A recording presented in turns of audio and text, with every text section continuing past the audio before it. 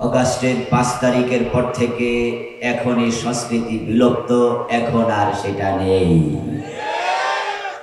মাঝখানের ১৫-১৬ বছর ছিল একটি কালো অধ্যায়, যারা আমাদেরকে কোরআনের কথা বলতে অনেকটাই রুদ্ধ করেছিল, কোরআনের কণ্ঠকে তারা চেপে ধরেছিল। অনুমতি ব্যতীত কোরআনের মাহফিল হলে মাহফিল চলাকালে মাহফিল বন্ধ করে দিয়েছিল, এমন ঘটনাও ঘটেছিল। মাহফিল কমিটি অনুমতির জন্য হাঁটতে হাঁটতে তাদের জুতার তলা ক্ষয় হওয়ার উপক্রম হতো, অথচ জমিনের মালিক কে? জমিনের মালিক কি তারা ছিল? জমিনের মালিক কে? আলেমরা কথা বলেন কার কালাম থেকে? আল্লাহর জমিনে আল্লাহর কালামের কথা বলতে তাদের অনুমতি নিতে হবে কেন? কিন্তু তারা আমাদের বাধ্য করেছিল। আল্লাহর কোরআনের কণ্ঠকে তারা চেপে ধরেছিল। তার রেজাল্ট ভালো হয়নি, এটা স্পষ্ট জুলম। আল্লাহর জমিনে আল্লাহর কথা বলতে বাধা দেয়া হবে, এটা সুস্পষ্ট জুলম। আল্লাহ তাআলা কোরআন মাজিদে বলছেন, ইন্নাহু লা ইউফলিহুজ জালিমুন, নিশ্চয় যারা জালেম তারা কখনো সফল হবে না। আল্লাহর কথাই বাস্তবায়িত হয়েছে। ১৫ বছরে যারা জুলম করেছে তারা এদেশ থেকে পালাতে বাধ্য হয়েছে। আল্লাহ জালেমদের লাঞ্ছিত করেছেন। এখানে আমাদের জন্য আছে শিক্ষা, আমরা যেন কখনো জালেম হয়ে না যাই। আল্লাহর বিচার সবার জন্য সমান। এবারে যা ঘটেছে ৫ই আগস্ট, এটা অভাবনীয়, এটা অচিন্তনীয়, এটা অকল্পনীয়। এভাবেই কিছু হবে এটা আমরা আশাও করিনি, কল্পনাও করিনি। আর এটা হচ্ছে আল্লাহর রাগের ফসল, আল্লাহর গোসার ফলাফল। কারণ আল্লাহর জমিনে আল্লাহর কোরআনের কথা বলতে দেবে না, আল্লাহ তাদের উপর রাগ করেছেন, এটা আল্লাহর গজব। আল্লাহ শুকরিয়া, আল্লাহ তাআলা আমাদেরকে মুক্ত করেছেন। আমরা এখন নিশ্চিন্ত, আমরা এখন নির্বিঘ্নে কোরআনের কথা বলতে পারছি। এই যে আজকে এখানে এত বড় মাহফিল হচ্ছে, আগামীকাল হবে, পরশুদিন হবে। এই মাহফিলের জন্য কি কারো কাছে ধর্ণা দিতে হয়েছে? কোনোই প্রয়োজন নেই। এটা এই দেশে ছিল না। ওরা আমাদেরকে এই দেশের দ্বিতীয় শ্রেণীর নাগরিকে পরিণত করেছিল। তারা বাড়ির মালিক বলে বসেছিল, আমাদেরকে ঘর জামাই বানিয়ে ফেলেছিল। আমরা ভাড়াটিয়ার মতো হয়ে গিয়েছিলাম। আল্লাহ শুকরিয়া যে আল্লাহ আবার নিজ কুদরতে বাংলাদেশের জমিনকে জালেম মুক্ত করেছেন। এই জন্য আমরা আলোচনার শুরুতে আমাদের মনিব আল্লাহ তাআলাকে শুকরিয়া জানাই, কৃতজ্ঞতা জানাই, কালিমাতু শুকর করি আলহামদুলিল্লাহ। প্রিয় দিনী ভাইয়েরা, আমি আপনাদের সম্মুখে পবিত্র কোরআন মাজিদ থেকে সূরাতুশ শূরায়ের 13 নম্বর আয়াতে কারিমা তেলাওয়াত করেছি। প্রিয় নবী মুহাম্মদুর রাসূলুল্লাহ সাল্লাল্লাহু আলাইহি ওয়াসাল্লামের পবিত্র মুখল সৃত সহিহ বুখারীতে উদ্ধৃত দুখানা হাদিসের অংশ বিশেষ পাঠ করেছি। আল্লাহ তাআলা তৌফিক দান করলে এখান থেকে কিছু কথা বলবো ইনশাআল্লাহ। সূরা শূরার 13 নম্বর আয়াত আল্লাহ তাআলা যা বলছেন, শারা'a লাকুম মিনাদ-দীন মা ওয়াসসা বিহি নূহা। ও উম্মতে মুহাম্মাদী, আল্লাহ যিনি তোমাদের জন্য এমন একটি দিন বিধিবদ্ধ করলেন, এমন একটি শরীয়ত চালু করলেন, প্রণয়ন করলেন, এমন নির্দেশনা প্রদান করলেন যে বিষয় আল্লাহ তাআলা নূহ নবীকে অর্ডার করেছিলেন। উম্মতে মুহাম্মাদীর জন্য এমন একটি দিন, এমন একটি শরীয়ত আল্লাহ বিধিবদ্ধ করলেন যে বিষয় আল্লাহ নির্দেশ দিয়েছিলেন নবী নূহকে। ওয়াল্লাযী আওহাইনা ইলাইক, হে প্রিয় নবী, এ বিষয়ে আমি আপনার কাছে ওহী পাঠিয়েছি। ওয়ামা ওয়াসাইনা বিহি ইব্রাহিম, একই বিষয়ে আমি নির্দেশ দিয়েছিলাম নবী ইব্রাহিমকে, ওয়া মূসা, নবী মূসাকে, ওয়া ঈসা, এবং নবী ঈসাকে। এই আয়াতে কারিমাতে বড় বড় 5 জন নবীর আলোচনা আসলো।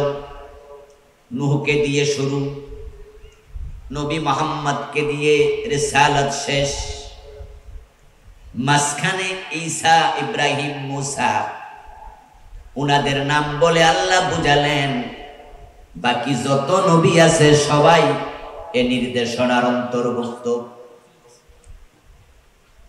হযরত নূহ হলেন এই জমিনে প্রথম আল্লাহর রাসূল, উনাকে বলা হয় নবী শরঈ।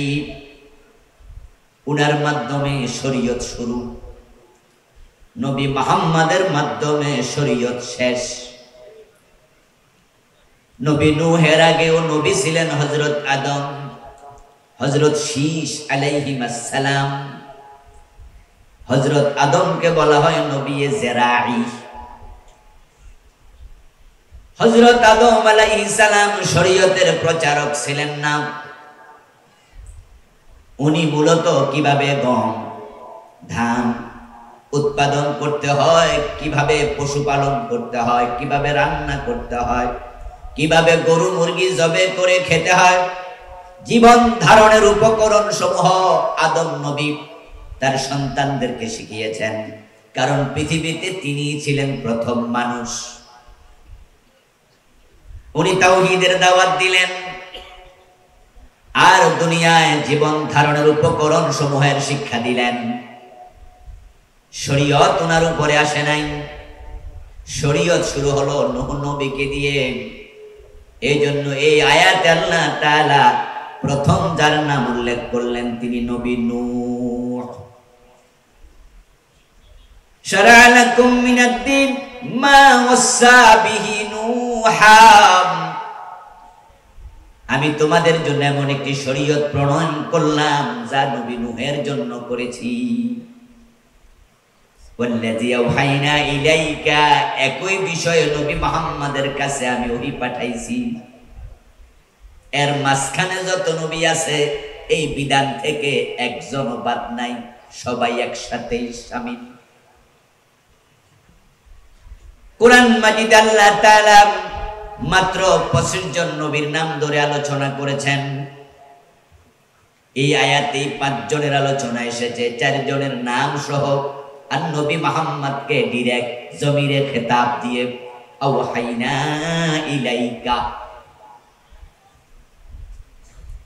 এই বড় বড় নবীর যে দায়িত্ব, বাকি নবীদের একই দায়িত্ব।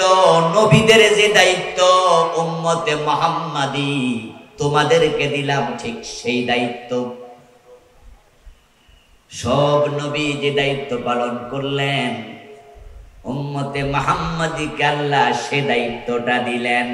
এতে বোঝা যায় উম্মতে মুহাম্মাদির কাঁধে যে দায়িত্ব, এটা ছোট কোনো দায়িত্ব নয়, বিশাল বড় দায়িত্ব। নবীরা যে কাজ করেছেন উম্মত সে কাজ করবে, এটা উম্মতের জন্য ফরজ। উম্মতের কাজের সাথে নবীর কাজ মিলবে, উম্মতের কথার সাথে নবীর কথা মিলবে। নবীদেরকে অনুসরণ করে চলা উম্মতের জন্য আবশ্যক। এখন বড় বড় নবীদেরকে যে দায়িত্ব দিলেন, সেই আবশ্যক দায়িত্বটা উম্মতে মুহাম্মাদির উপর অর্পিত হলো। সে দায়িত্বটা ভালো করে জানা বুঝা দরকার আছে না নাই? না জানলে কেমনে পালন করবেন? সূরাতুশ শূরাতে আল্লাহ তাআলা সে গুরুত্বপূর্ণ দায়িত্বটির আলোচনা করলেন। ওই দায়িত্বটি হলো আন আকিমুদ্দিন, তোমরা জমিনে আমি আল্লাহর দ্বীন কায়েম করো। পৃথিবীতে যত নবী এসেছেন সব নবীকে আল্লাহ দিন কায়েমের দায়িত্ব দিলেন। আল্লাহর নবীরা এই কাজটাই করে গেলেন। এই কাজ করতে গিয়ে কোন কোন নবী শাহাদাত বরণ করেছেন, আবার এই কাজ করতে গিয়া কোন কোন নবী 100% সফল হয়েছেন। যারা শাহাদাত বরণ করেছেন তারা দিন কায়েম করে যেতে পারেন নাই, কিন্তু দিন কায়েমের চেষ্টায় তারা সামান্য গাফলতি প্রদর্শন করেন নাই।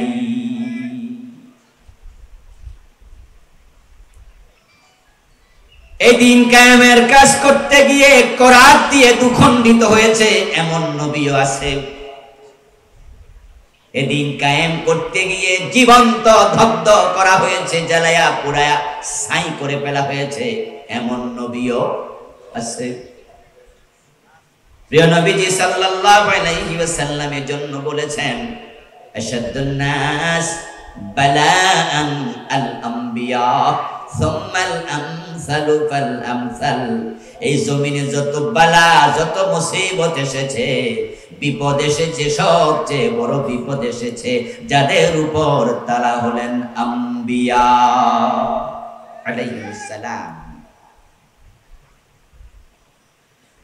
দিন কায়েম যারা করতে যাবে তাদেরকে ত্যাগের মুখোমুখি হওয়া লাগে, অনেক বড় স্যাক্রিফাইসের নিদর্শন উপস্থাপন করা লাগে।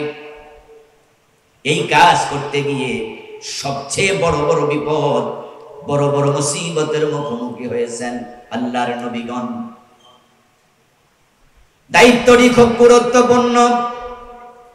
এই দায়িত্ব পালন করার জন্য প্রস্তুতি লাগে অনেক বেশি। এই দায়িত্ব পালন করতে গিয়ে ত্যাগ স্বীকার করা লাগে অনেক বেশি। এই দায়িত্ব থেকে পিছপা হওয়ার কোনো সুযোগ নাই। যদি কোনো নবী সুযোগ পেতেন তাহলে তারা শাহাদাতের মুখোমুখি হতেন না। কিন্তু আমরা দেখেছি দিন কায়েমের পথে নবীরা এতটাই সচেষ্ট ছিলেন, বদ্ধপরিকর ছিলেন। নবী মুহাম্মদ সাল্লাল্লাহু আলাইহি ওয়াসাল্লামকে জন্য অনেক বড় ত্যাগের মুখোমুখি হওয়া লেগেছে। ইব্রাহিম নবীকে আগুনে পড়া লেগেছে, মূসা নবীকে দেশ ত্যাগ করা লেগেছে, নবী মুহাম্মদকে 3 বছর শিবে আবি তালেবের জেলখানায় সময় কাটানো লেগেছে, নবী মুহাম্মদকে ওদের দিন দাঁত দেয়া লেগেছে, তায়েফের মাঠে রক্তাক্ত হয়েছেন। দেহের মাঝে একটা পশমের জায়গা বাকি ছিল না যেখানে রক্তের দাগ লাগে নাই। একই কাজ পরবর্তী উম্মতেরা করেছে। সুম্মাল আমসালু ফাল আমসাল। নবীদের পথে চলতে গিয়ে পরবর্তী উম্মতের দিকে তাকান, বেলালের গলায় রশি লাগিয়ে টানা হয়েছে, আমির হামজার কলিজা কাঁসা চিবানো হয়েছে, ইমাম হুসাইনের দেহ থেকে কল্লা আলাদা করা ফেলা হয়েছে। আমরা দেখেছি এই পথে চলতে গিয়া আমাদের সোনার বাংলাতেও 13 জনের মতো বড় বড় ইসলামী দলের নেতাকে শহীদ হওয়া লেগেছে।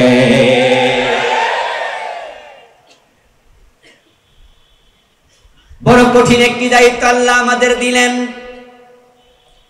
নবী এবং রাসূলগণ যে দায়িত্ব পালন করলেন সে দায়িত্বের সাথে দ্বিমত করার সুযোগ উম্মতের থাকে না। উম্মতের জান্নাত নবীর অনুসরণের সাথে আল্লাহ সম্পৃক্ত করে দিয়েছেন। নবী মুহাম্মদ সাল্লাল্লাহু আলাইহি ওয়াসাল্লাম যে দায়িত্ব পালন করে গেলেন, দিন জমিনে তিনি পরিপূর্ণ কায়েম করে তারপর তিনি ইন্তেকাল করলেন। ওই দিন বাংলাদেশও কায়েম করার প্রচেষ্টা করা উম্মত হিসাবে আমাদের জন্য নফল না ফরজ। কিন্তু বড় দুর্ভাগ্য, বড় পরিতাপ, দেশের আলেম ওলামা পীর বুজুর্গরাও অনেকে আছে যারা নামাজ কায়েমের ওয়াজ করে অথচ দিন কায়েমের ওয়াজ একদিনও করে নাই। এমন অসংখ্য আলেম আছে।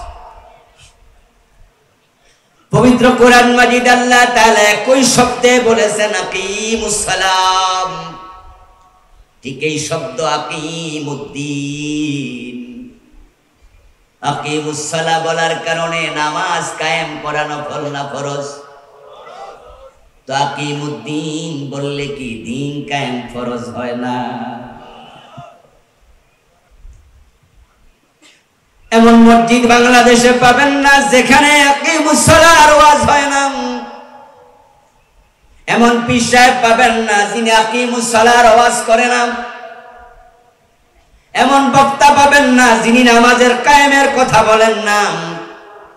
সবাই নামাজ কায়েম করো, নামাজ কায়েম করো, পীর বক্তা খতিব আলেম সবাই বলে, কিন্তু একই শব্দে আল্লাহ বললেন আমি সব নবীকে দিন কায়েমের দায়িত্ব দিয়েছি। দিন কায়েমের ওয়াজ সব আলেম যদি একসাথে করত, 53 বছর আগে যখন সংবিধান লেখা হয় 92% মুসলমানের সংবিধান, তখনই আল্লাহর কোরআন হওয়ার কথা ছিল।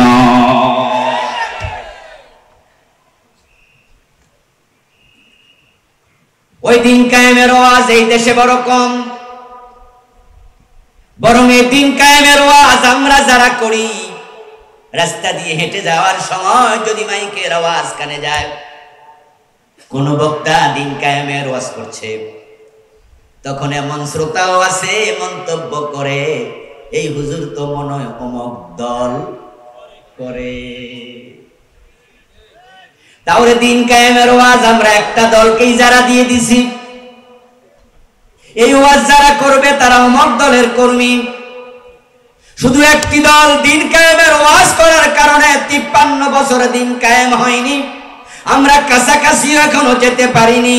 যদি নামাজ কায়েমের মতো দিন কায়েমের ওয়াজ সব বলেন করত, দিন কায়েম হতে 6 মাস লাগবে না।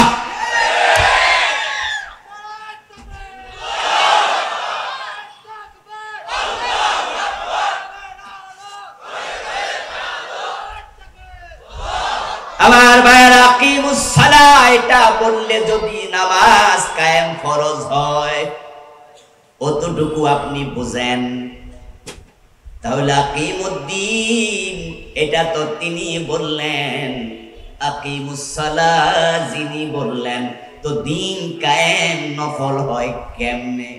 এটা ফরজ নয় কেন? সুতরাং যারা দিন কায়েম ফরজ এটা বুঝতে ব্যর্থ হয়েছেন, আপনারা ইসলামের মূল থিম বুঝেন নাই। শুধু নামাজ রোজা হজ যাকাতের জন্য আল্লাহ ইসলাম পাঠায় নাই। ইসলাম এমন এক ধর্ম, রাসূলুল্লাহ বলেছেন আল ইসলাম ইয়ালু ওয়া লা ইয়াউলা। ইসলাম বিজয়ী হতে এসেছে, পরাজিত হতে আসেনি। দিন কায়েম যখন হবে তখন নামাজ রোজা বিজয়ী হবে। এখন নামাজ বিজয়ী নয়, বরং আজান হয় বাজারের মসজিদে। আপনি দেখবেন বাজারের লোকজনের মাঝে কয় পার্সেন্ট বাজারের মসজিদে আসছে নামাজ পড়তে? মুয়াজ্জিন তো চিৎকার দিয়ে বললো হাইয়া আলাস সালাত, আসলো কত পার্সেন্ট? বাজারে যদি 1000 মানুষ থাকে, তাহলে মসজিদে আসবে 100 থেকে 200, বাকি 800 আসে নাই। বরং মসজিদে নামাজ চলে, বাজারে দোকানদারি চলে। বাইতুল মুকাররম জাতীয় মসজিদের চিত্র ঠিক তাই। দোতলায় নামাজ চলে, নিচতলায় বেচাকেনা চলছে। দিন যদি বিজয় হয়ে যায়, আজানের সাথে সাথে দোকান বন্ধ করা হবে, মসজিদগুলোতে টইটম্বর লোক হবে, জায়গা দেয়া যাবে না, 3বার 5বার জামাত করা লাগবে।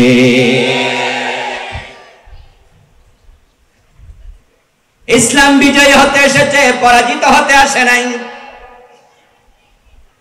53 বছর বাংলাদেশ স্বাধীন হলো।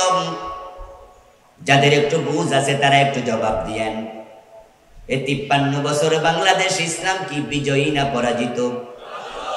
তো 92% মুসলমান থাকতে ইসলাম পরাজিত থাকে কেমনে? এতে বোঝা যায় আমরা দিন কায়েমের ব্যাপারে যথেষ্ট ভূমিকা রাখতে ব্যর্থ হয়েছি। যদি কোনো ব্যক্তি নামাজ কায়েম না করে, যদি কোনো আল্লাহর বান্দা নামাজ কায়েম না করে, হাসরের দিন আল্লাহর সামনে জবাবদিহিতার মুখোমুখি হওয়া লাগবে কিনা? জবাব দিতে হবে কিনা? অপরাধীর কাতারে দাঁড়াতে হবে কিনা? তো যারা দিন কায়েমের চেষ্টা করে নাই, একই শব্দ হওয়ার কারণে ওদেরকে আখিরাতে অপরাধীর কাতারে দাঁড়াতে হবে।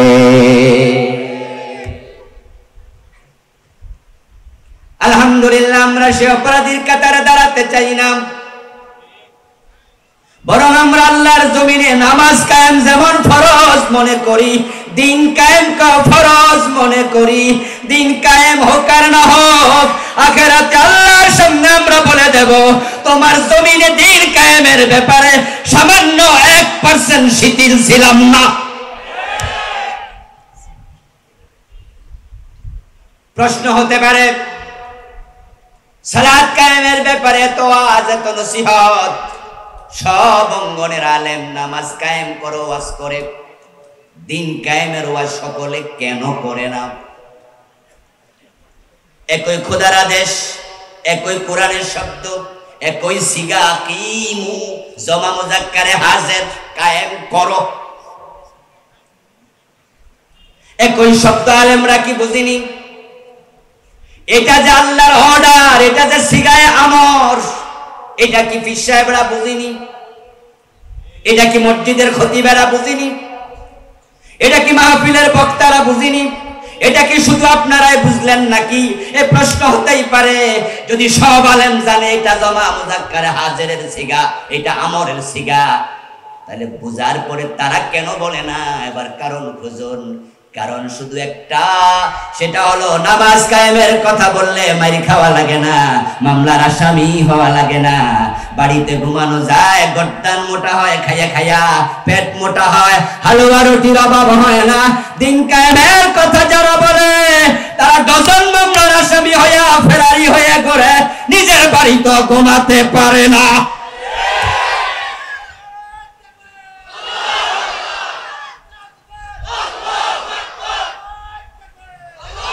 আমার প্রিয় ভাইয়ের আল্লামা সাইদি রাহিমাহুল্লাহ যদি দিন কায়েমের কর্মী না হতেন, দিন কায়েমের কথা না বলতেন, কারাগারের অন্ধকার প্রকোষ্ঠে 13 বছর থাকা লাগতো না। শুধুমাত্র আল্লাহর এই জমিনে বলিষ্ঠতার সাথে আল্লাহর দিন কায়েমের কথা বলাই তার অপরাধ। আল্লাহর নবীদের সেই জমিনে ভালো মানুষ আর কে আছে? কিন্তু নবীদেরকেও দাঁত দেয়া লেগেছে, রক্ত দেয়া লেগেছে, জীবন দেয়া লেগেছে, জেলে যাওয়া লেগেছে, এবং নবীদেরকেও অনেক বড় জুলমের মুখোমুখি হওয়া লেগেছে, কারণ সব নবী ছিলেন দিন কায়েমের কর্মী। আচ্ছা, আপনারাই বলুন তো, কোন নবী কি সাদাবাদ ছিল? নবী কি সাদা সাদা সাহিত্য কারো কাছে? কোন নবী কি মানুষের জমি দখল করছে?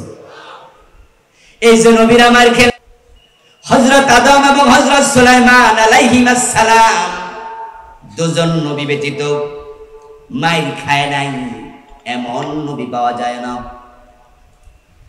সকল নবী মাইর খেয়েছে। আদম আলাইহিস সালাম মাইর খান নাই, কারণ তাকে মারবে কে? ওনার সময় তো মানুষই ছিল না, যারা ছিল তারা ওনার সন্তান না হয় নাতি। আল্লাহ সুলাইমান আলাইহিস সালামকে মারবে কে? ওনার সময়কার মানুষ জানতো, জিনেরাও নবী সুলাইমানের কথা শোনে, পশু পাখি নবী সুলাইমানের কথা শোনে, ইভেন বাতাস পর্যন্ত নবী সুলাইমানের কথা পালন করে। তো যদি আমার সাথে 10-20টা জিন থাকে আর বাংলাদেশের লোকেরা এটা জানে, আমার বিরুদ্ধে থানায় যদি মামলা হয়, আমার ধরতো কোন ওসি আইব? কোন ওসি সাহেব যদি জানে যে আবুল কালাম আজাদ বাশার সাহেবের সাথে 10টা জিন আছে, উনি যা বলে তাই শোনে, কোন দারোগা আমার কাছে আইব?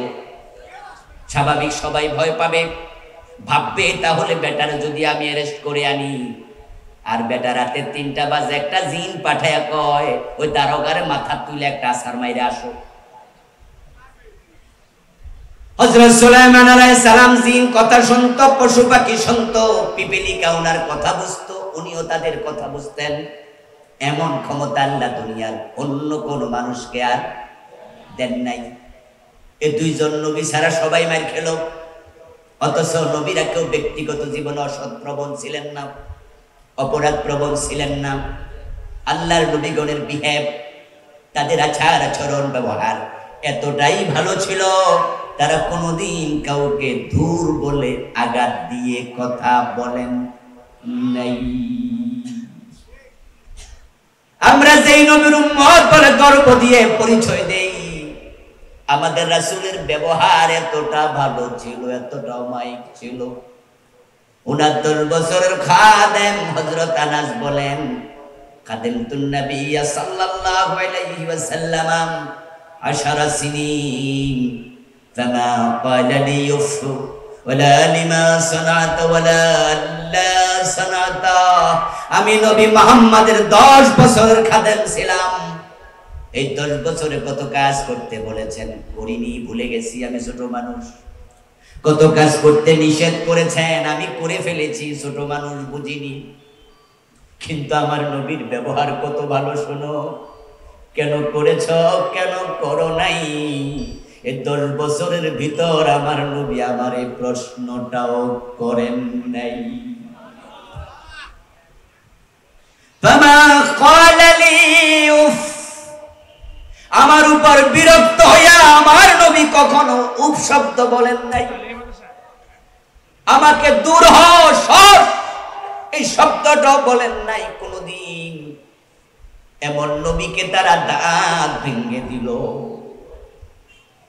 এমন নবীকে হত্যা করার জন্য মক্কায় তারা দারুন নাদওয়ার মিটিং এ সিদ্ধান্ত নিল, যুবকেরা ঘরের চারপাশে দাঁড়িয়ে যাবে, তলোয়ার দিয়ে একসাথে আঘাত করবে। হিজরতের রাতে তাদের সিদ্ধান্ত ছিল নবীকে হত্যা করবে, এমন ভাবে কোপাতে হবে, মারতে হবে, কার কোপে মারা গেছে যেন ঠিক পর্যন্ত করা না যায়, বুঝতে যেন কেউ না পারে। আমার নবীকে হত্যা করার জন্য 100 তলোয়ারের প্রয়োজন তো হয় না। তাদের সিদ্ধান্ত ছিল 100 তলোয়ারে এমন ভাবে কোপ মারবে যেন দেহ টুকরো টুকরো হয়ে যায়। অথচ নবীর মতো উত্তম চরিত্রবান কোন মানুষ জমিনে ছিল না।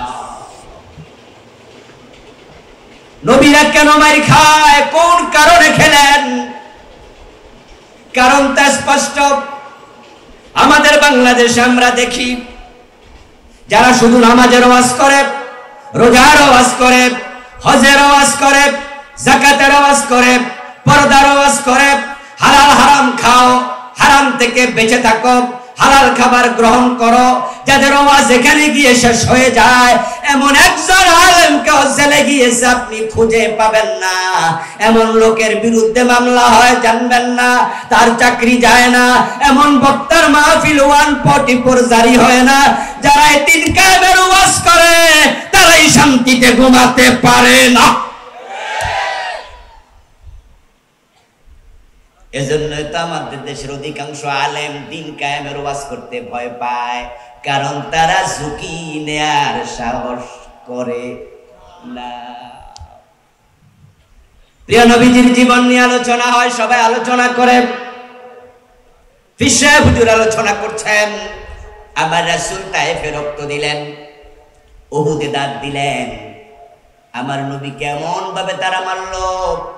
উহুদের ময়দানে লোহার হেলমেট ভেঙ্গে মাথার ভিতরে ঢুকে গেল। আমার রাসূল 3 ঘন্টা বেহুশ ছিলেন। পীর সাহেব কাঁদে, শ্রোতারাও কাঁদে। আল্লাহর হাবিবের মায়ের খাওয়ার ইতিহাস বলে যখন আলোচনা করে, বুড়া মুরব্বীরা কানতে কানতে দাড়ি ভিজিয়ে ফেলে।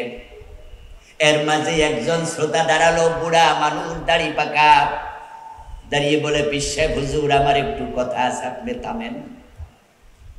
পীর সাহেব বলে, মুরব্বী আপনার আবার ওয়াজের মাঝখানে কিসের কথা? আচ্ছা ঠিক আছে বলেন। এবার মুরব্বী বলতেছে, আমি আপনার বাবা ফিরের মুরিদ, দাদা ফিরের মুরিদ ছিলাম। আপনার দাদা এই ওয়াজগুলোই করেছিল যে ওয়াজ আজকে আপনি করছেন। উনি কাঁদতে কাঁদতে চোখের পানি দিয়া দাড়ি ভিজাইছে, আমরাও ভিজাইছি। উনি বলছে আমার নবীর কাঁচা দাঁত ভেঙে দিয়েছে, কিন্তু আপনার দাদার একটা দাঁতও কেউ ভাঙে নাই, উনি দাঁত লইয়াই মরছে। তারপরে আপনার বাবা হলো গদ্দিন সিনফির। এই বুইরা আমি আপনার বাবার কাছে মুরিদ হলাম। আজকে আপনার যে ওয়াজ আপনার বাবাও করে কেঁদেছে, আমিও কেঁদেছি, কিন্তু আপনার বাবার একটা দাঁতও কেউ ভাঙে নাই। এই দাঁত নিয়ে তিনিও মরলেন। উনার মরার পরে আপনি হলেন এখন খলিফা, আপনি হলেন পীর। আজকে আপনি আমারে কাঁদান, অথচ আপনার দাঁত কেউ ভাঙে না, আমার দাঁত তো কেউ ভাঙে না, শুধু কাঁদলাম আর ওয়াজ শুনলাম। আমার জানার প্রশ্ন হলো, রাসূলের দাঁত যদি ভাঙে আপনাদের আমাদের ভাঙে না কেন? মুরব্বীর এই প্রশ্ন শুনে আবার পিছায় বসেন, বেশি কথা। আমরা দাঁত মানুষ ভাঙবো কেন? আমরা ওয়াজ করি হিকমতের সাথে। আমার দাদা হিকমতে, আমার বাবা ওয়াজ করছে হিকমতে, আমিও করি হিকমতে। আমাদেরকে মানুষ কেন মারবে? তারা হিকমত বুঝলো, নবী মুহাম্মদ বুঝলো না।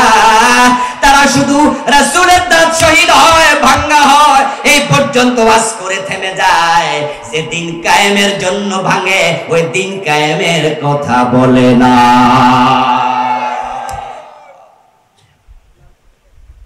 এই হিকমত দিয়ে আল্লাহর কাছে ছাড় পাওয়া যাবে? দিন কায়েম করা, দিন কায়েমের প্রচেষ্টা, এটা নফল না ফরজ। এই কাজ করিতেই হবে। এটাই হলো আমাদের মিশন, এটাই হলো আমাদের ভিশন।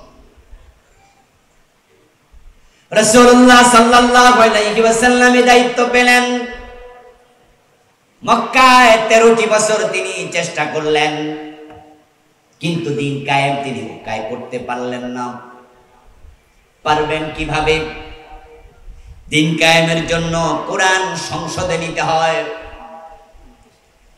দিন কায়েম হবে তখন সংসদ ভবনে কোরআনের আয়াতের আলোকে আইন বানানো হবে। ব্রিটিশরা আইন বানিয়ে গেছে, চোর ধরে হাত কাট, চোর ধরে জেলে দাও। কিন্তু আমরা যারা মুসলমান, আলহামদুলিল্লাহ, 3 দিন ব্যাপী ঐতিহাসিক তাফসীরুল কোরআন মাহফিলের সম্মানিত সভাপতি, আপনাদের এই এলাকার গণমানুষের নেতা, আমাদের প্রাণপ্রিয় নেতা মোহতারাম অধ্যাপক মিয়া গোলাম পরোয়ার,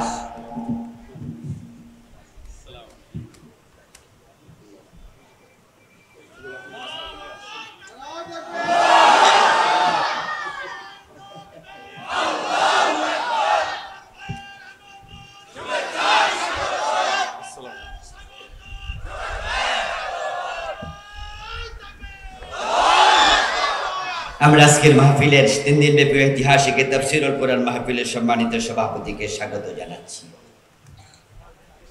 আলোচনা করেন না, একদম আপনার ইচ্ছামতো এটা জিকির করুন, লা ইলাহা ইল্লাল্লাহ, লা ইলাহা ইল্লাল্লাহ।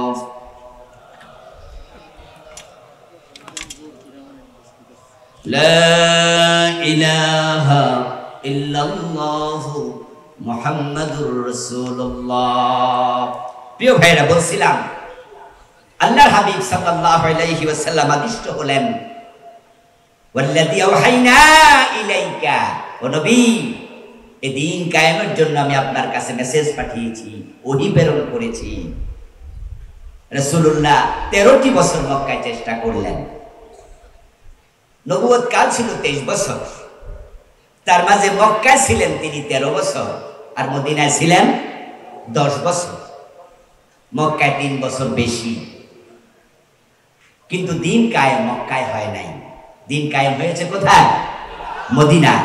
পরে মক্কা বিজয় হয়ে দিন কায়েমের অধীনে এসেছে মক্কা অঞ্চল সহ আরো কিছু অঞ্চল। কিন্তু দিনটা প্রতিষ্ঠিত হয়েছিল প্রথমে মদিনায়। অথচ নবুয়তের 23 বছরের মাঝে মক্কায় রাসূল সময় দিয়েছেন 3 বছর বেশি, 13টি বছর।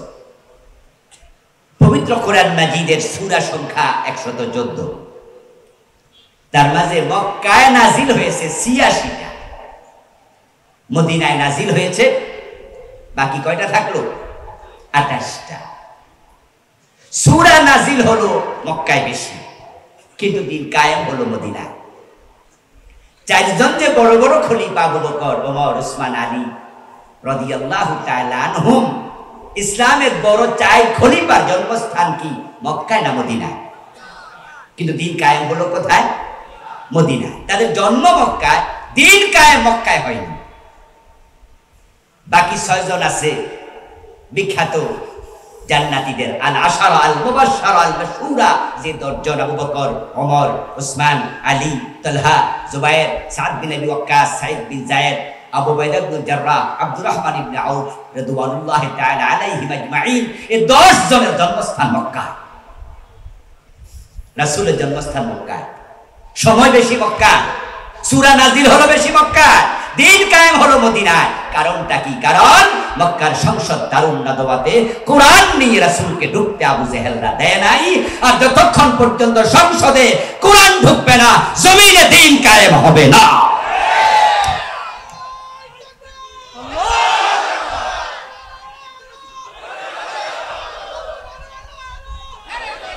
আমার প্রিয় ভাইরা, সংসদে কোরআন না ঢুকলে আইন হবে কেমনে? আজকে এখানে আমরা হাজার হাজার মানুষ, আচ্ছা সবাই যদি একটা চিৎকার দিয়ে বলি চোর ধরে হাত কাটার পক্ষে কে কে আছেন, আপনারা সবাই বললেন আমরা আছি, তাই বলে কি কালকে চোর ধরে হাত কাটার আইন হবে? আর সংসদে যদি 201 জন এমপি, 300 জনের মাঝে যদি 201 জন একমত হয়ে যায় যে আমরা এখন থেকে চোর ধরে আর জেলে দেব না, আমরা চোর ধরে হাত কাটতে চাই, তার পক্ষে একবার হা বলে আগামী পরশু থেকে চোর ধরে হাত কাটার আইন চালু হয়ে যায়। এখানে 1 লাখ লোকে হা বলাও, আর সংসদে 200 জন, 151 জনের হা বলার মাঝে পার্থক্য আছে না নাই? আইন কি এখানে মানুষের মাঝে পাশ হবে না সংসদে পাশ হবে? দিন বিজয়ের আইনগুলো, দিনের আইনগুলো পাশ করার জন্য আল্লাহর কোরআনকে সংসদে নিতেই হবে। আল্লাহর হাবিব সাল্লাল্লাহু আলাইহি ওয়াসাল্লাম মক্কার সংসদে কোরআন নিয়ে ঢুকবেন তো বহু দূরের কথা, বরং আবু জেহেলরা মক্কার সংসদ দারুন নদওয়াতে বসে তারা সিদ্ধান্ত নিয়েছে, লা তাসমাউ লিহাদাল কুরআন, নবী মুহাম্মদ যেখানে কোরআন তেলাওয়াত করবে সেখানে কোরআন শুনতেও যাওয়া যাবে না। ওয়াল গাউফি, এবং যেখানে কোরআন তেলাওয়াত হয় তোমরা শুনতে না গেলে কি হলো? কিছু লোক তো যাবে, আবু বকর যাবে, ওমর, ওসমান তো যাবে, বরং মুহাম্মদ যেখানে কোরআনের আলোচনা করে সেখানে গন্ডগোল লাগাইয়া 144 জারি করে বানসাল করে দিতে হবে। এটা মক্কার আবু জেহেলদের সিদ্ধান্ত ছিল দারুন নাদওয়াতে। গত 15 বছরের সরকারের চরিত্র আবু জেহেলদের সাথে 100% মিলে গেছে। তারা কোরআনওয়ালা যেখানে মেসাকার চালিয়েছে সেখানে এই 15টা বছর কোরআনওয়ালাদের উপর এত জুলম হয়েছে। স্বাধীনতার পর থেকে এই 53 বছর থেকে 15 বছর বাদ দিলে বাকি সময় সবটা মিলালে বিগত 100-200 বছরের ইতিহাসে এত জুলম আর হয় নাই। আলেম ওলামাদের সাথে তারা এতটা দুশ্মনী করেছে, শুধু বাংলাদেশ জামাত ইসলামের সাথে নয়, হেফাজতে ইসলামের লোকগুলাকে পাশে সাফলাত চত্বরে পাখির মতো গুলি করে মেরেছে। আবার পরে সংসদে দাঁড়িয়ে তামাশা করে বলে ওরা নাকি রং মেখে রাস্তায় শুয়েছিল। আমরা চোখে কি দেখলাম? হাজার হাজার আলেমকে তারা সেখানে গুলি করলো, রক্তাক্ত হয়ে গেল জমিন। এবং সকাল বেলায় যারা বিভিন্ন বিল্ডিং এর কোনায়, বিভিন্ন বিল্ডিং এর নিচে লুকায়া টুকায়া ছিল, ওই আলেমদেরকে লাইন ধরে কানে ধরে একবারে হেও করে পত্রিকায় ছবি দেওয়ার জন্য, বিভিন্ন মিডিয়ায় ছবি দেওয়ার জন্য ভিডিও করে তারা এগুলো প্রচার করলো। আলেমদেরকে এভাবে কানে ধরে লাইন ধরে যা, হুজুররা সব কানে ধরে যাচ্ছে। তাদের এক নেতা তো বললেনই পরবর্তীতে সাক্ষাৎকারে যে 5 মে শাপলা চত্বরে এক রাইতে সাফ করে লাগছে। কি অহংকার, কি গর্ব। 5ই আগস্টের এই ঘটনা আমি মাঝে মাঝে বলি, এবারের ঘটনা কোনো ব্যক্তি ঘটায় নাই, কোনো দল ঘটায় নাই, এবারের বিপ্লব ঘটিয়েছে স্বয়ং আরশের মালিক আল্লাহ। এটা ওদের উপর এই রেজাল্ট গজব। যে তালিবুল ইলমরা যখন রাস্তায় হাঁটে, তারা দর্শের জায়গায় যায়, তাদের পায়ের নিচে ফেরেশতারা পাখা বিছিয়ে সম্মান দেয়। তাদেরকে কানে ধরিয়েছ, রক্তাক্ত করেছ, হত্যা করেছ, আল্লাহ সহ্য করে নাই, তাই তোমাদেরকে জনমের মতো বেজ্জতি করে ছেড়েছেন।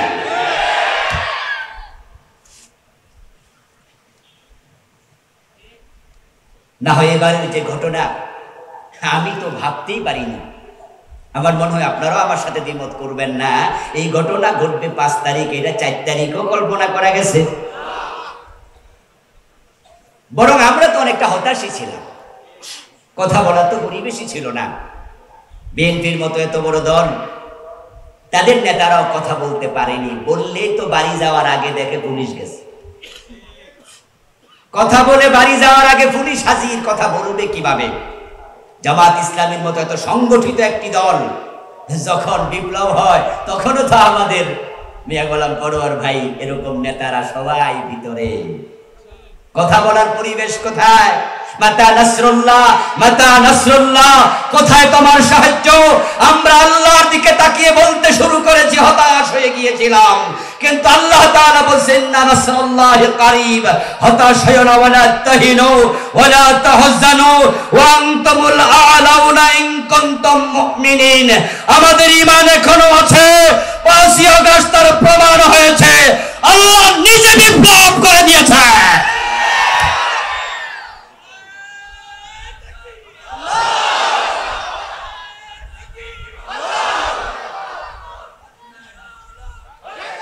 আমার প্রিয় ভাইরা, আপনারা বলবেন যে না হুজুর আল্লাহ করছে কেমনে, এটা তো ছাত্ররা করছে। আমি বলবো দোস্ত, ছাত্ররা ওসিলা ছিল, ছাত্ররা করেনি, কারণ ছাত্রদের দাবির মাঝে এটা ছিলই না। ছাত্ররা দাবি তুলছিল কোটা সংস্কার, ঠিক না? ওদের শুরুটা তো সরকার পদত্যাগ না, আর পালানো তো আরো দূরের কথা।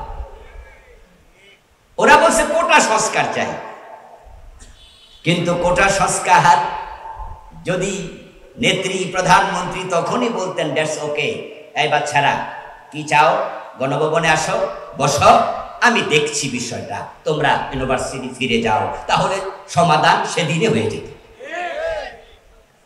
আসলে ঘামাসি উঠছিল, এটা বেশি চুলকাইতে যাইয়া যে ক্যান্সার হইয়া রোগী মরে যাবে, এটা বুঝেই নাই কেউ। প্রবলেম যেটা ক্রিয়েট হয়েছিল সেটার সমাধান 5 মিনিটের ব্যাপার মাত্র, ডেকে শুধু বললেই হতো আমি বিষয়টা দেখছি, তোমরা ফিরে যাও, ইউনিভার্সিটিতে যাও। কিন্তু না, তিনি বললেন রাজাকারের নাতিপুতির চাকরি দেব। লাগলো তো ঘিয়ের মাঝে আগুন। আমার বন্ধু আল্লাহ এটা ঘটায়া দিলেন, তার মুখকে আল্লাহ বেসামাল করে দিলেন, অহংকারে তার মাথা বিগড়ায়া গেল। যেমন নবী মুসা আলাইহিস সালাম যখন বাহারে আহমার দিয়া রাস্তা বানায়া পার হয়ে গেলেন, সমুদ্রের তীরে গিয়া যদি ফেরাউন থমকে দাঁড়ায় একটু ভাবতো সমুদ্রের রাস্তা হয় কেমনে, তাহলে যে মুসাকে আমি দৌড়ালাম নিশ্চয় মুসার মাঝে কিছু না কিছু আছে। তাহলে কিন্তু ফেরাউন আর সমুদ্রে ঢুকতো না, যদি না ঢুকতো ডুবে মরতো না। কিন্তু অহংকারে তার কলিজা ফেটে যায়, মাথা উঁচু হয়ে যায়, সে ধিতাহিত জ্ঞান ছিল না, ঢুকে যাব, ধরে এনে শুলে ছড়াবো। আল্লাহ বলে এগিয়ে যা, অমলি লাহুম ইন্না কাইদি মাতিন, আমি ছাড় দেই, আমি ছেড়ে দেই না, আমার ধরা বড় সত্য। এবার আমরা সেটাই দেখলাম, দেশ আমার মুখের কথা, রাজাকারের নাতি পুতিরে চাকরি দেব। লাগলো আগুন, পোলাপান রাস্তায় নামলো।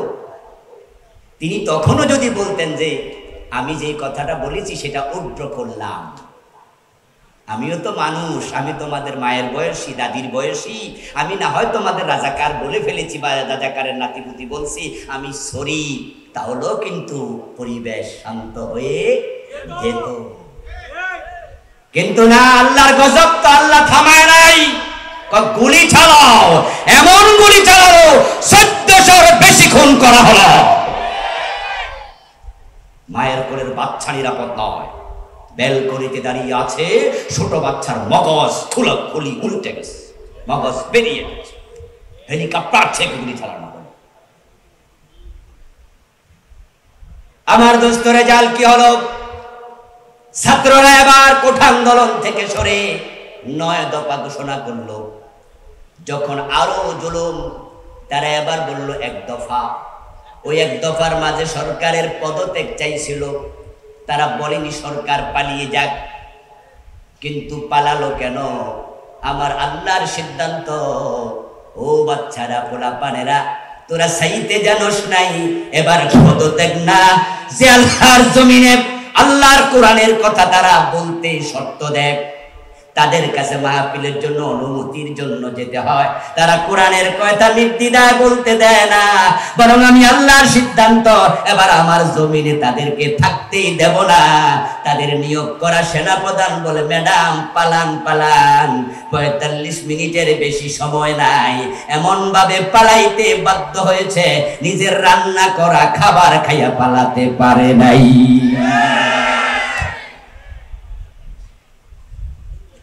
এই জালেমগুলো বিগত 15 বছরে কোরআনওয়ালাদের উপরে নির্মম নিষ্পেষণ চালিয়েছে। 144 জারি করেছে মাহফিলগুলোতে। আবু জেহেলরা বলছিল, লা তাসমাউ লিহাযাল কোরআন, এই কোরআন শোনা যাবে না। ওয়ালগাও ফি, গন্ডগোল লাগাও। আল্লাহর হাবিব সাল্লাল্লাহু আলাইহি সাল্লাম দেখলেন এই মক্কাতে দিনের বিজয় অনেকটাই অসম্ভব। মন আনসান করছিল, কি করা যায়, কি করা যায়। পরে তিনি তায়েফেও গেলেন, সেখানেও মাইর খেয়ে ফিরে আসলেন। কি করা যায়? আল্লাহ তাআলা হিজরতের জন্য রাসূলকে অনুমতি দিলেন। প্রিয় নবীজি সাল্লাল্লাহু আলাইহি ওয়াসাল্লাম এবার হিজরত করে মক্কা থেকে মদিনার পানে রওনা দিলেন। কিন্তু হিজরতের পথে তিনি ভাবছেন, যদি মদিনায় যাওয়ার পরে দেখি মদিনার সংসদে আরেক আবু জেহেল বসে আছে, আমাকে ঢুকতে দেয় না, হিজরত করে লাভ কি? সংসদে কোরআন নিয়ে না ঢুকলে তো দিন কায়েম হবে না। আল্লাহর হাবিব ভাবছেন কি করা যায়। মানুষের হৃদয়ের খবর, দিলের খবর সবচেয়ে বেশি জানেন কে? একটু আওয়াজ দিয়ে বলেন, কে জানেন? আল্লাহ তাআলার সাথে সাথে জিবরিল পাঠালেন, ওহী নাযিল করে দিলেন। ওহী এসে গেল, ওয়াকুল রাব্বি আদখিলনি মুদখালা সিদকিন ওয়া আখরিজনি মুখরাজা সিদকিন ওয়াজআলনি মিন লাদুনকা সুলতানান নাসীরা। হে আমার রাসূল, আপনাকে দিন কায়েমের দায়িত্ব আমি দিলাম। আপনি ভাবছেন মদিনায় যদি যান আর সেখানকার সংসদেও কোরআন নিয়ে ঢোকার পরিবেশ না থাকে, তাহলে লাভ কি হিজরত করে? তো আমি আল্লাহ ওহী পাঠালাম, আপনি আমার কাছে বলেন, ওয়াজআলনি মিন লাদুনকা সুলতানান নাসীরা, ও আমার রব, তুমি আমাকে রাষ্ট্র ক্ষমতা দিয়ে সাহায্য করো। আপনি আমার কাছে বলেন। আল্লাহর হাবিব সাল্লাল্লাহু আলাইহি ওয়াসাল্লাম আল্লাহর শিখানো দোয়া করলেন। রাস্তায় থাকতে দোয়া কবুল। অথচ রাসূলুল্লাহ সাল্লাল্লাহু আলাইহি ওয়াসাল্লাম যখন হিজরত করছিলেন, আপনারা যারা জানেন তারা একটু জবাব দিয়েন, রাসূল যখন মক্কা থেকে বের হন তখন কি দিন ছিল না রাত ছিল? মাশাআল্লাহ, হিজরত তিনি রাতের বেলায় করেছেন যেন কেউ টের না পায়। কারণ আল্লাহর হাবিব যদি দিনে দুপুরে হিজরত করে রওনা দিত, আবু জেহেলরা কি নিরাপদে হিজরত করতে দিত? বরং তারা যখন টের পেল প্রিয় নবীজি নাই মক্কায়, তখন তারা দারুন নাদওয়াতে জরুরি মিটিং ডেকে সিদ্ধান্ত নিল যে মুহাম্মদকে জীবিত অথবা মৃত অথবা তার শুধু কল্লা যদি হাজির করতে পারো 100 লাল নোট পুরস্কার দেয়া।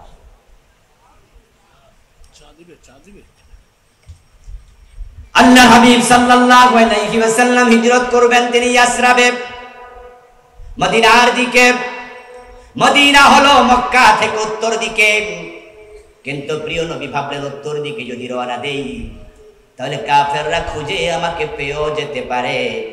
তাই তিনি হিকমত অবলম্বন করে তিনি দক্ষিণ দিকে বের হলেন।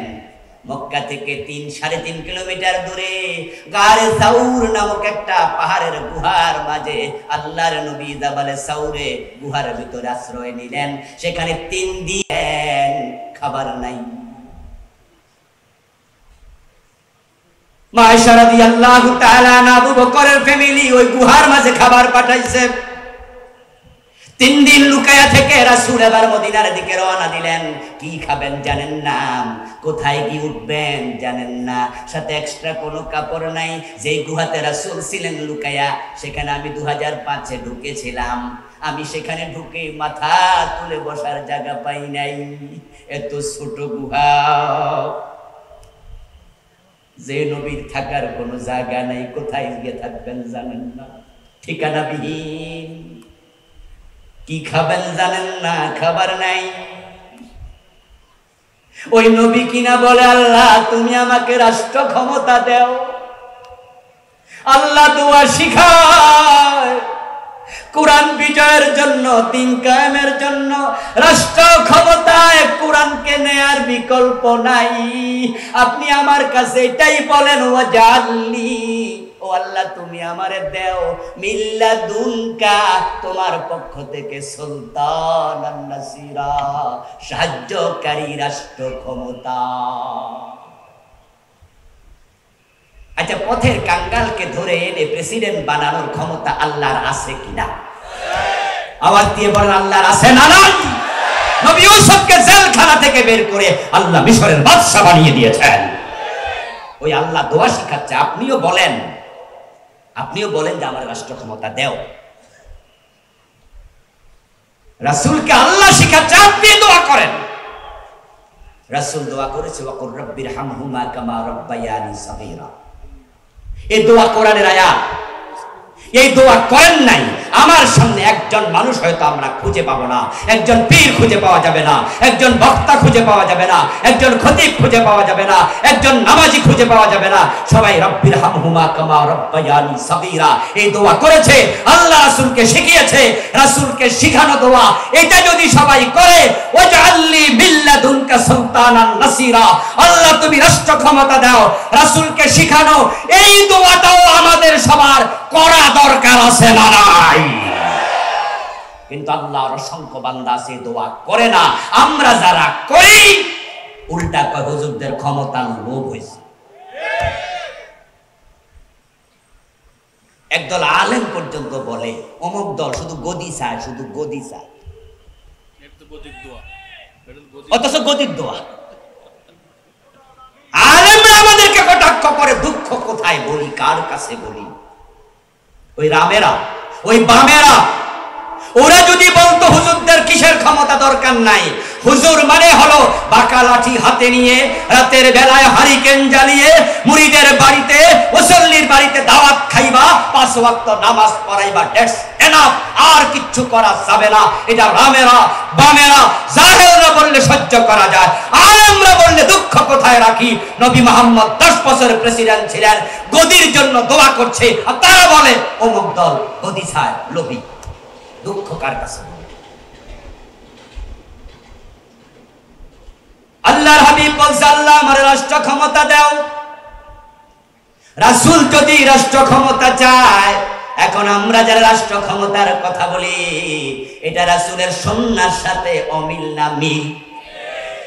তাহলে তোমরা যারা বিরোধিতা করছো, তোমরা সুন্নাহর উল্টা চলছো। আল্লাহর হাবিবের দোয়া পথে কবুল।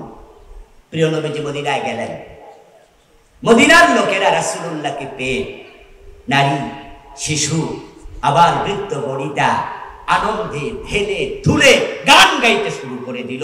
কেউ কেউ তো রাসূলকে কান্দে তুলে নাচতে শুরু করে দিল।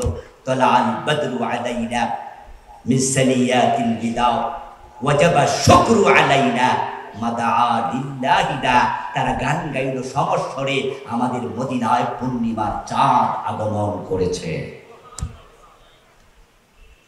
আউস খাজরাজ, বনু নজির, বনু কুরাইজা, বনু কাইনুকা, মদিনার সব মানুষ তারা একসাথে হলো এবং তারা নিজেরা সিদ্ধান্ত নিল, নবী মুহাম্মদের কাছে এসে প্রস্তাব দিল, আমরা মদিনায় আপনাকে নেতা হিসাবে দেখতে চাই।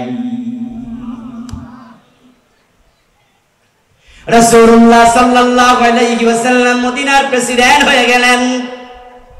দিন কায়েম হওয়া শুরু।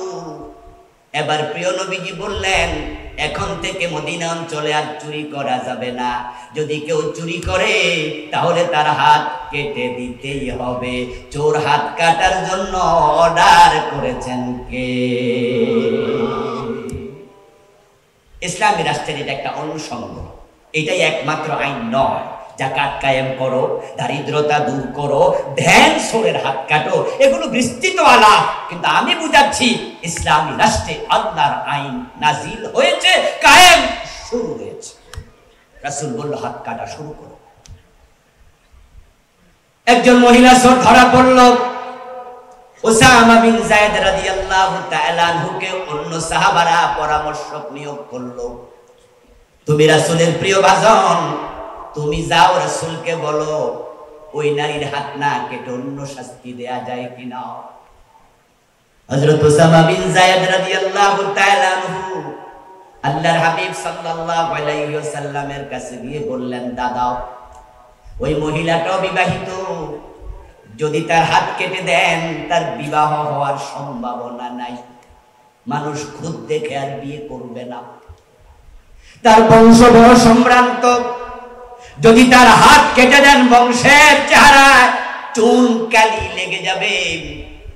এজন্য আমি প্রস্তাব দিচ্ছি হাত না কেটে অন্য শাস্তি দেয়া যায় কিনা। ফাতালাওয়ালা ওয়াজহু রাসূলিল্লাহি সাল্লাল্লাহু আলাইহি ওয়াসাল্লাম, সহিহ বুখারীতে এসেছে, সাথে সাথে প্রিয় নবী রেগে গেলেন, উনার চেহারাটা লাল হয়ে গেল। আল্লাহর হাবিব দাঁড়ায় গেলেন, ছোট্ট একটি খুতবা দিলেন, ও উসামা তোমারে যারা পাঠাইছে তাদেরকে ডাকো। সাহাবায়ে কেরামকে রাসূল ডেকে হাজির করলেন। উনি তাদের সামনে আবার বলছেন, শোনো, লাওয়ান্না ফাতিমাতা বিনতা মুহাম্মাদিন সারাকাত ইন্না মুহাম্মাদান লা ইয়াকতাউ ইয়াদাহা, এই মেয়েটা নয়, যদি নবী মুহাম্মাদের মেয়ে ফাতেমা চুরি করে আমি নবী মুহাম্মদ ফাতেমার হাত কেটেই দেব। চোর ধরে হাত কাটার আইনটা কার? একটু আওয়াজ করে বলতে হবে প্রিয় ভাইরা। চোর ধরে হাত কাটতে বলেছেন কে? আস-সারিকু ওয়াস-সারিকাতু ফাকতাউ আইদিয়াহুমা জাযাআম বিমা কাসাবা লাকানাম মিনাল্লাহ, এটা আল্লাহর আইন। 53 বছরের বাংলাদেশের কি খবর? প্রিয় নবী মুহাম্মদ তো নিজের মেয়েকে ছাড় দেবেন না বললেন। আকিমুস সালার ওয়াস্তা অনেক হলো, আকিমুদ্দিন নাই, যার কারণে 53 বছরে একজন চোরের হাত কাটা হয় নাই। এত মুসলমান থাকতে আল্লাহর এই আইনটা অবহেলিত। তোমরা মুসলমান হিসাবে আল্লাহর আদালতে আসামি হওয়া লাগবে।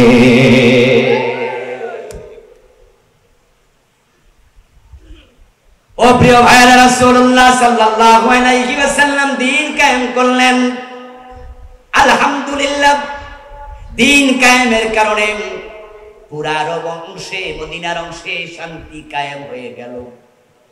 আবু বকর সিদ্দিক ক্ষমতা আসলেন। আবু বকর সিদ্দিক 2 বছর 3 মাসের মতো ক্ষমতায় ছিলেন। উনার সময় একদল লোক যাকাত দিতে অস্বীকার করলো। আবু বকর সিদ্দিক জানেন, দিন যে জমিনে কায়েম আছে ওই জমিনে রাষ্ট্রীয়ভাবে যাকাত আদায় এবং বন্টনের নিয়ম প্রতিষ্ঠিত আছে। এটা আমার রাসূল করে গেছেন। তিনি বলেছেন, তুখাযু মিন আগনিয়াইহিম ফাতুরাদ্দু ইলা ফুকারাইহিম, যাকাত ধনীদের থেকে নেওয়া হবে এবং গরিবের কাছে বন্টন করা হবে। এটা রাষ্ট্রের দায়িত্ব। যাকাত কি ব্যক্তিগতভাবে দেয়া হবে না রাষ্ট্র নেবে? আলেম ওলামা ভাইয়েরা একটু কথা বলেন, যাকাত কি ব্যক্তিগত ইবাদত? এটা রাষ্ট্রীয় ইবাদত, এটা রাষ্ট্রীয় ইবাদত। সূরা আল-হাজ আল্লাযীনা ইম্মাক্কান্নাহুম ফিল আরদ আকামুস সালাত ওয়া আতাউস যাকাত ওয়া আমারু বিল মা'রুফ ওয়া নাহাউ আনিল মুনকার। দিন কায়েমের ব্যাপারে গাফেলি জাতি, অথচ তারা রাসূলের সাথে জান্নাত চায়। জান্নাত কি এত মাগনা? রাসূলের অনুসরণের সাথে আপনার জান্নাত সম্পৃক্ত করে রাখা আছে। প্রিয় নবীজি বলেছেন, কুল্লু উম্মতি ইয়াদখুলুনাল জান্নাহ ইল্লা মান আবা। আমার সব উম্মত জান্নাতে যাবে, অস্বীকারকারী জান্নাত পাবে না। ক্বালু ইয়া রাসূলুল্লাহ ওয়া মান আবা? ক্বালা মান আতাআনি দাখালাল জান্নাহ ওয়া মান আসানি ফাকাদ আবা। প্রশ্ন করা হলো অস্বীকারকারী উম্মতকে। আল্লাহর হাবিব জবাব দিলেন যে আমাকে অনুসরণ করে সে জান্নাতি, আর যে আমাকে অনুসরণ করে না সে অস্বীকারকারী, তার কপালে জান্নাত নাই। আল্লাহর হাবিব সাল্লাল্লাহু আলাইহি ওয়াসাল্লাম যাকাত ভিত্তিক অর্থ ব্যবস্থা চালু করে দিলেন। আবু বকরের সময় একদল লোক এসে বলল, আমরা যাকাত দেব না মদিনায়। আবু বকর শুনে বললেন তাদের বিরুদ্ধে যুদ্ধ হবে। ঘোষণা করে দিলেন, খালিদ বিন ওয়ালিদ কোথায়? তলোয়ারের মাঝে তুমি শান দাও, ধার দাও। লাউকাতিলান্না মান ফাররাকা বাইনাস সালাতি ওয়াজ যাকাত। যারা নামাজ এবং রোজার মাঝে ডিভাইড তৈরি করবে, পার্টিশন তৈরি করবে, পার্থক্য সূচিত করবে, আমি আবু বকর তাদের সাথে লড়াই করব। লড়াই, তাদের কন্যা কেটে ফেলা হবে। কেতাল হবে, কেতাল। জিহাদ নয়, জিহাদ উমুম, কেতাল খাস। কেতাল খাস শব্দ, কেতাল মানে তলোয়ার দিয়ে ফয়সালা। মুখের কথাও জিহাদ, কলমে লিখাও জিহাদ, ভোরবেলা ঘুম থেকে উঠে নামাজে যাওয়া এটাও নফসের সাথে জিহাদ, সুদ দেখে না খাওয়া এটাও জিহাদ। কিন্তু কেতাল হচ্ছে তলোয়ার হাতে নেয়া। আবু বকর বলছে লাউকাতিলান্না, লামে তাকিদ নুনে সাকিনা, শব্দের ওয়েট কত বেশি। যারা যাকাত দেবে না, আবু বকর তলোয়ার হাতে নিয়ে কল্লা কেটে ফেলল। 53 বছরের বাংলাদেশে যাকাতের ভালাই নাই, আর হুজুররা নাক তেল দিয়া ঘুমাচ্ছে। আবু বকরের কথা শুনে ওমর রাদিয়াল্লাহু তাআলা